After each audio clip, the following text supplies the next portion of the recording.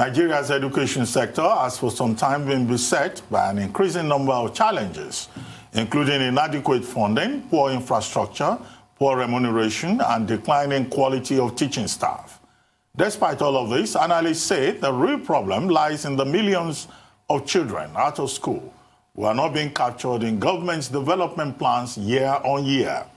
There are several postulations that these out-of-school children have, in the context of the worsening insecurity situation around the country, been ready tools in the hands of non-state actors.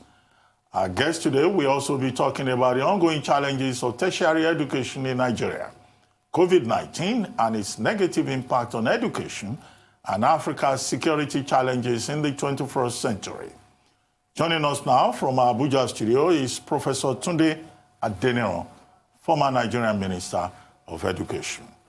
Good morning, Prof, and thank you for joining us on the morning show. Good morning. You are most welcome. Thank you, Prof. Well, very quickly, before we begin to unpack the issues one after the other, since March, the Nigerian university system has been shut down on account of industrial action by ASUU members, university academics. And it was only a few days ago that we were told, well, there may be light at the end of the tunnel. But this happens all the time with university teachers talking about autonomy and federal government saying, well, we have the right to control. The trigger for this latest round is, as you know, the payment platform, IPs, as opposed to UTAS, recommended by the university teachers. And then, of course, all the other unions are also complaining about and allowances that have not been paid. What do you think is the way forward to make sure that the public university system does not continue in this kind of haphazard manner, as someone who has been Nigerian Minister of Education? Well, to answer that question, I think one will have to go back, a little back into history. First of all, I think it is good news that something has been done in the interim to ensure that the revitalization funds, something is made available for that. I think there are two alternatives presented by the government to the academic staff, to the university system.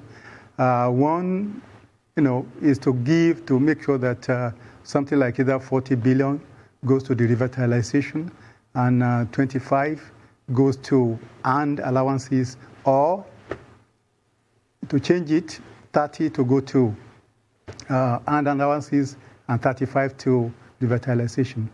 I believe that for now, that will solve some problem. But strikes seem to have become a festival.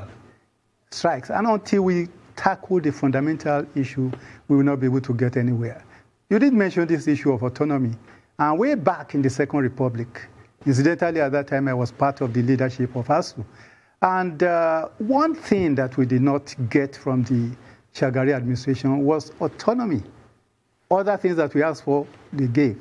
Now, until we have a situation whereby if something goes wrong at the University of Calabar or the University of Ilorin or the University of Lagos, it does not affect what is going on in Maiduguri, we will not be able to get anywhere.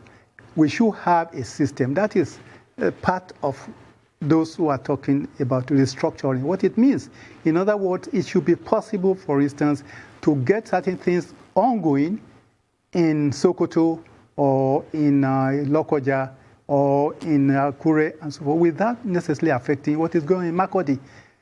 In a situation whereby you have the education of an entire country tied down because of the unionization, the type of way we've been working, organizing, centralizing, over-centralizing everything, we are not going to get much result. It is good we have a government that has been appreciative of the fact that we cannot afford to continue to keep the children back home. But there is this trust deficit. Look at the issue. Take, for instance, the platform, the payment platform. The EPs, that is the integrated personnel and payroll, for the teachers. which is a system being offered by the government. And ASUU is saying, look, UTAS, the University Transparency and Accountability Solution as against system. All these are issues of semantics. And what needs to be done is to address the real issue. What will it cost the government to move and say, look, with what we've been doing all over, let us move a step forward. And then this autonomy, we've been doing so much. The university system should go ahead. This is the envelope that we have. Go and source the remaining funding. All along, what the government has been doing is getting itself more or less what we can call encircled. I would say, I wouldn't use the word kidnapped or so forth, but it has been possible for us because of the system that we operate to take government, the Nigerian people, our children, our people, our future, to ransom. They have been held in ransom by insisting on certain things. That all these negotiations can be going on while work also progresses. If that trust is there, there is need to admit and accept the fact that both the government, ASUU, and the hotel are key stakeholders. It shouldn't be seen as them against us. When we look at it from that perspective, it will be possible then to have a common ground and move on until we get to a certain situation, to that stage, whereby university autonomy will be fully granted. It is a burden on government right now. And what the government is doing, I can assure you that after this intervention will have been given, before long, another season of festival of strike will come. Who suffers? The nation suffers, the children suffers, the future suffers, and development suffers. More importantly, the security of the nation. When you cannot secure the future of the children, you cannot secure the future of education, the future of the country itself cannot be guaranteed. I believe that these are issues that really need to be looked into, no matter how much you pump into it. And in any case, there is also an area. I believe that the government itself has been too generous not to have even gone to say, look, okay, you are asking for this and allowances and so forth. The one that was given before, how did you disburse it? How was it disbursed? The information coming out of the university system is very disturbing, not encouraging at all, not inspiring. And I believe that the university system should also assist the nation through collaboration with government to make sure that there is serious accountability. Yes, they are coming up with this, accountability solution and all that. But even before then, has there been audited accounts from the various universities in the past few years, even up to a decade? We have to know that Nigeria must be getting value for the money that they are investing in that sector. Right now, there is no amount that you pump in that will be sufficient. We have to be resourceful. We have to use initiative to make sure that there is generation of resources. The university must sit down, think through the system and say, look, this is how much is required. The need assessment has to be properly done. We need X billions. These billions will come from X, Y, Z, and so forth. But so long as we continue to tie everything to government, that everything must come from the government, we will continue to have problems. There are other challenges here and there, and yet education is the most important of all areas of intervention, of areas of concentration that government should be involved in. But if that education is not properly managed, is not properly handled, we will not be able to get anywhere. But meanwhile, we are happy that at least some progress has been made. The government has come up with this interim measure. Let the university resume. Let the children go back to school. Not going back to school is costing this nation enough to frighten anybody in terms of the future of the country, in terms of the future of those children that are kept out of school, and more importantly, in terms of security and development of this country. It is a very worrisome situation. Thank you, sir. It certainly is. I wanted to talk to you about another closure that we've seen this year, the fact that primary and secondary schools were closed for 6 months in Nigeria, further worsening the problems that we have in our education sector with regards to inequity. A lot of those children will not return to school, adding to the number of millions that are already out of school. I'd like you to address that and what can be done about that. And also those that do get to return to school, how can the gap be closed in spite of all the efforts that were made to provide radio and TV programs while the children were under, lockdown at home? We all can agree that that simply did not suffice in many cases. I'm glad you read that question, because it is more worrisome that we are having closure at that particular level, even more than at the university level, because there is a link between the two. If you do not go to school, to primary school, to secondary school, of course, there's no way you get to the university system.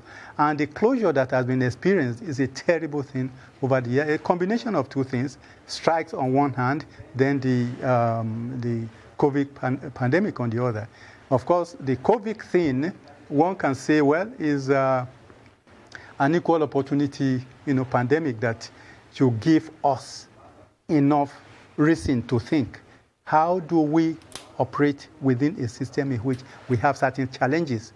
Our people within the university, the research centers and so forth, will now see, they go deeply into doing research, how to tackle that pandemic and so on. And at the same time, how do we live when we have certain challenges like that?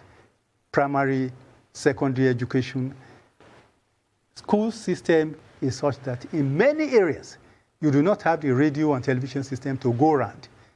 Yet, these children will need to be reached.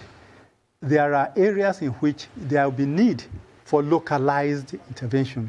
Some devices that will be made to ensure that these children are kept out of mischief, are kept out of danger.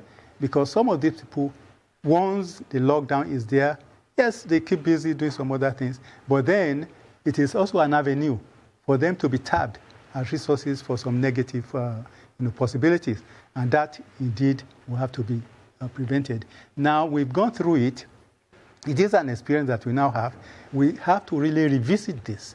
How do we make sure that the time lost, we still regain that time, not by rolling it back, to utilize it, but by making sure that we now devise some system, some agenda that will make up for lost opportunities in the past.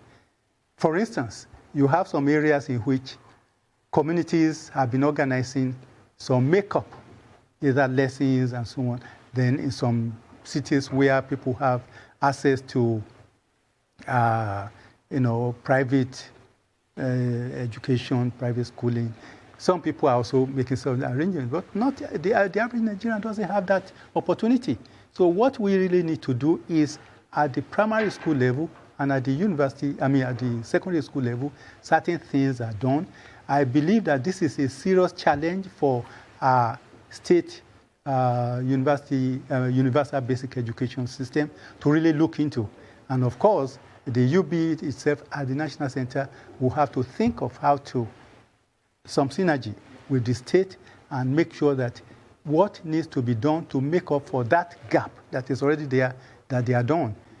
And we should remember that at the local government level, which is where this problem should really be tackled for the primary education, something should be done so that people do not take that as given. We have two problems in this area. Number one problem is that the teaching staff, people are not being encouraged to go to the teaching profession at that level. And when you do not give, you cannot receive. What you do not have, you cannot give. The teachers at that level should be properly equipped. They should be motivated so that they will give their very best. And in equipping the schools, the facilities, and so on, we have to be mindful of two things. One is that the local, conditions, the local peculiarities. I have seen a situation whereby the whole thing, we seem to be providing the same thing nationwide, in some cases statewide, but there will be variations in terms of what to provide for children, riverine areas, be different from those in some of the other areas where they do not need those facilities to be required there. But it is important that both equipment and the teaching staff should be looked into. The other area that I also intend to look into, to really examine is we have projections all the time. The millions of people, of children that are out of school, those that need to be brought into school. Then we have to be planning ahead. We shouldn't be using the firefighting approach for every situation. We think ahead, and thinking ahead should be based on the fact that the key stakeholders in this enterprise are not just the school system, the teachers alone, and so forth. Parents have a critical role to play. Apart from the parents, then the teachers and the various communities. Because those children in the various communities who are left out of the school system will be the bulwark of danger, a reservoir to be tapped from for mischief in future. We have to take it as seriously as possible. And the type of education that will be given at this time and at that level should be so that we make the individual Nigerian child realize the patriotic duties that have to be done, the civic responsibilities have to start from that level. If we leave them without inculcating some ideas, some values into them, then of course we have a problem of getting them back on track when it has become too late. These are basic things that we really need to be mindful of. We should bear in mind that indeed education is the responsibility of all. And by being the responsibility of all, every stakeholder must be involved in it, starting from the parent. All right, thank you so much for that. So I just want to raise two issues real quickly. Number one will be the state of even our teacher training colleges, where we train our teachers, and how much work we've been doing as regards that, because it looks as though over the years we've paid lip service to how we train our teachers. And secondly, I want to talk about primary education. Yes, it's supposed to be run by states and SUBEB and the likes and things like that, but it leaves much to be desired. You know, we don't have enough funding and investment in primary education, which is the cornerstone and which is so important that even the free education Obafemi Awolowo put in place then was really for primary education, because he knew the importance then. So how can we scale primary education and make it easier for a child somewhere in a slum in Lagos to be able to access schooling online during this COVID-19 pandemic?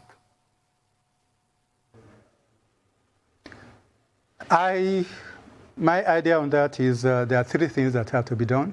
First of all, we should accept the fact that education is key to everything we have to do as a nation. Education in our constitution must be made justiciable. We must take it that it is the right of every Nigerian citizen. The second thing is that you mentioned teacher training colleges and so forth. In many of the states, they are being phased out, which is unfortunate. I believe that something should be done in that regard, even in areas where some states have turned the various, teachers' colleges, colleges of education to universities. They should make sure that they zero in and concentrate on the teaching, teaching methods and how to impact knowledge, so that whoever is going to become anything in future, either medical doctor, engineers, and so on, you have to go through the teachers. And if the teachers do not impact sufficient knowledge and appropriately, of course, there is no way you can make anything out of it. Now, the issue of you refer to the Obafemi Awolowo example and so forth. What has made a difference in the life of many people is the fact that they have been able to have that opportunity to have education. And if you do not make education available to every Nigerian, of course, we are not developing the nation. You develop the individual personality, you develop the individual Nigeria before you can develop the nation. I believe, and I'm insisting, that education must be made free and compulsory for everybody for the first 9 years, or even up to the secondary school level. It only means that we have to readjust our priorities. I believe that we should concentrate more at that level than at the university level. The university, yes, people should go to the university, but there should be a different arrangement for that.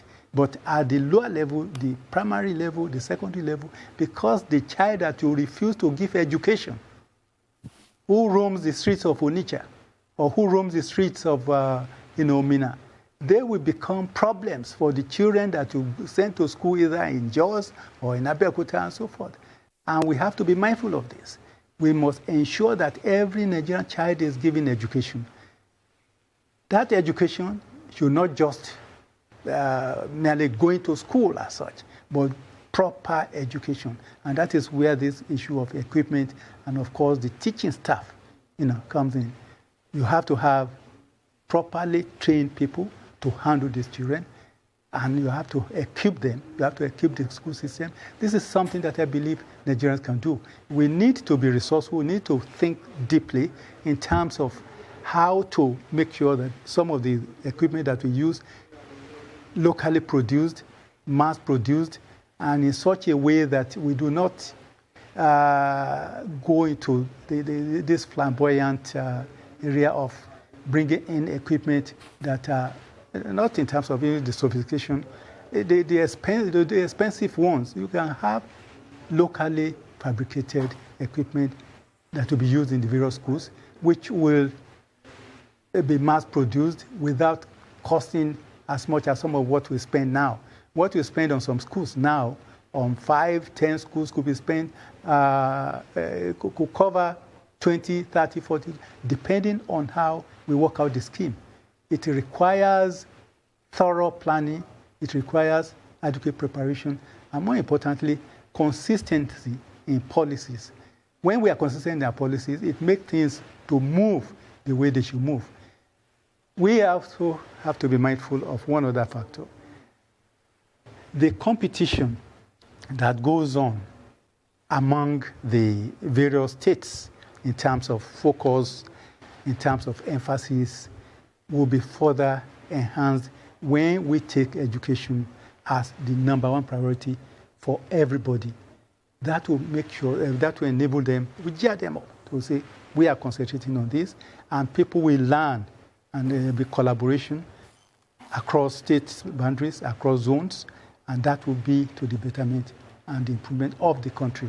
And of course, the upliftment of this country, as I keep saying, cannot be achieved unless we focus on education. Prof, we are just about 4 minutes to go, but I'd like you to respond to two issues very quickly. The first one is, in case ASUU rejects the offer that has been made by the federal government, what will you then advise the federal government to do? Because I see you want the universities reopened. What options will you recommend as somebody who has been in that territory? Two, you retired from politics at 75. But, I mean, you were in the PDP, Board of Trustees member of PDP, later chairman of the Social Democratic Party. What do you make of all this agitation about Igbo presidency and the defection of Governor Umahi and others to the APC from the PDP? Just briefly. Well, your two questions. The number one question, I believe I did make mention of the trust deficit before. I believe that government, from what I could read, government has made, what I regard as a very positive overture. The ASUU, on the side, I have tremendous regard and respect for the leadership of ASUU. They, as patriotic Nigerians and so forth, should see beyond the personal, the immediate thing, and see the overall interest of the nation and the children that are kept out of school and be forthcoming. There should be a meeting of minds somewhere. Negotiations have been going on, and I believe that these negotiations have been on the right track. But then, at this point, while the government is making the best of the situation in terms of the limitations imposed on resources, ASUU should be able to be forthcoming and say, look, okay, we are taking this, and at the same time, we could see that you could still tap from A, B, C, D. In other words, it's not just a question of, say, the government of Nigeria belongs to all of us, and we have a stake in the future of this country. What happens to education happens to this country. It must not collapse. If it collapses, Nigeria will collapse, and we have to be mindful of that. So that is my expectation is that there will be a meeting of minds. They are patriotic, people, the leadership. I trust that they will, they will not take it as a zero-sum game. It is very important to be mindful of the gestures that have been made by government. Going back, as I said, we know what we've gone through from the Shagari period, step by step and so forth. Under Obasanjo, we also know what steps were taken to cushion what is going on in the university system. At this point, I think there should be, some I won't call it concession as such, but there should be some trust. If the government has gone this far, trust that they will revisit the other issues, but then be forthcoming too with whatever you have to offer to assist government to take decisions you want them to take. But so far, I think the effort of government is commendable. Now to the issue, talking about politics, the PDP, the others and so forth. I am watching. While I was in politics, I was a participant observer. I was observing what was going on and so on. Right now, I think part of the problem is this. People are shifting from one party to the other and moving because, this is where I can get to be president, this is where I can get this and so on. We should be thinking a lot in terms of this thing. You have, within the pyramid of actors that modulate the political process of this country, you have those people at the top, you have the president, you have the governor, and people believe that unless you occupy that position, you'll not be able to get something. This is as a result of the progressive idolization of leadership that now makes people feel that we are creating little emperors of our governance, and then, of course, at the national level, you make the president feel that he has to be his all in all, A to Z. I believe we should be thinking more in terms of getting people with values. We are key into the ideological, vision that I have been proposing. All these issues of where one comes from or where the other one comes from will not matter. But the way we have personalized power, the way we have been running the affairs of the local government, of the state in particular, the state, and of course at the national level, you believe, unless you are there, nothing will come to your people. It is sad. Nigeria ought to have moved beyond that. Way back, there were some developments which made it possible even for people from different parts of the country to be contesting in some other parts of the country, and people were voting for them. And they were representing these people very well. And people did not care where they come from.